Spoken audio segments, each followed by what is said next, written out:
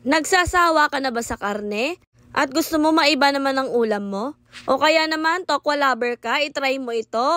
Hello mga ka-preni for today's vlog. Meron nga akong natirang tokwa sa bahay, kaya nga hiniwa ko na nga lang ito para initin. Siyempre sa mga wala dyan, bumili kayo at prituhin po ninyo ito. Bali, ininit ko nga lang siya ng sandali. Nang mainit na, isinet aside ko muna ito. Then maghanda lamang ng isang itlog na maalat.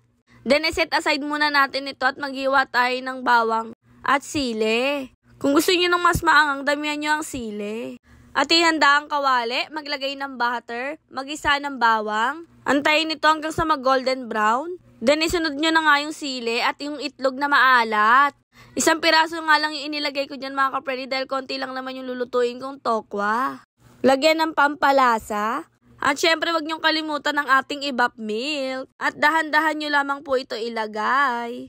Makakatulong kasi ito para mas sumarap yung ating ulam na tokwa. Naglagay na nga rin ako dito ng oyster sauce at saka toyo. At kapag kumulo na ay pwedeng-pwede nyo na nga ilagay yung inyong tokwa. At kapag kumulo na ulit ay pwedeng-pwede nyo na nga itong kainin.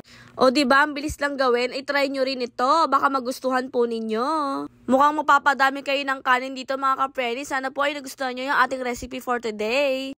Thanks for watching mga ka-preni. Babu. Please follow and share.